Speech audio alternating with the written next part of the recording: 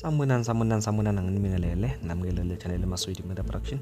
Uma ngabe uyaqala ukufika ngicela ngenze iqiniso lokuthi ucofa subscribe, maqedwe bale video ushaye like bese ke uyakomenta kulolu daba namhlanje okuwudaba ke ulithinta umkhonto wesizwe kaBaba uJacob Zuma owayengumengameli weANC onjengamanje ke usengumengameli weqembu umkhonto wesizwe elibukeka ke likhula ngamandla nje ngendlela esimanga. Kushuthi ke emavikini ke adlule umkhonto wesizwe umemezeleke ukuxoshwa kwalowo ke oyifounder okanye ke lowo owasungula iqembu waphinde ke walibhalisa ogama lakhe uJabulani Khumalo engaxoshwa ke yedwa exoshwa ke nabanye ke abaholi abaqavile bakuleli yaqembu. Ngalokho ke kubeke sekuba ke nomoya omkhulu ovunguzayo ngaphakathi ke nje amalungeni eqembu ewodwa, abanye ke beseka umfoka Khumalo, abanye ke beseka uJacob Zuma ngoba ke ngokomthetho istatement sithi ke uyena uJacob Zuma othe aqoshwe umfoka Khumalo kanye ke nalabo abanye abaholi njengoba ke kade besolwa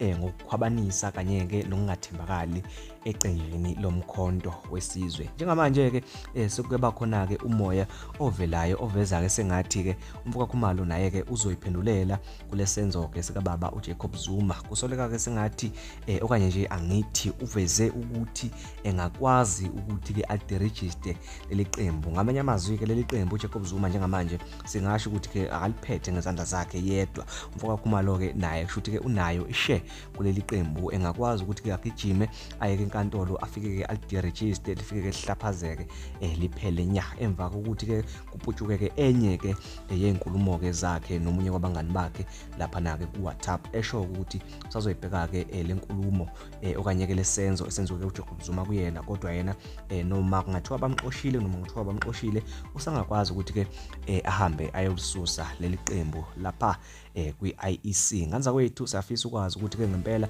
kuzoqhubeka lani phakathi kwalempi esiqala njengamanje phakathi kwamalunga omkhonto wesizwe ewodwa, njengoba ke abanye bethi ke umfoka Khumalo uqoshelwani, umfoka Khumalo uqhatshazelwani, kanti ke abanye bathi ke umuntu makabe sebhedile kumele ukuthi ke asheshe akhonde indlela angazeke abolise wonke umuntu, ngoba ke kuthiwe ke izamba nelilodwa libolisa konke. Kanti ke abomkhonto wesizwe bashilo ke bathi ke abathuswa ilutho ngokungenziwa umfoka Khumalo. Nganza kwethu uzolokhu ngulandisa uma ngabe sekukhona ukuphawula okanye ke ukuqhubekayo kulolu daba. Mangabe uqala ukufika ngizele iqiniso ukuthi ucofa subscribe bese sidibana kuvidiyo elandelayo. Ngiyabonga.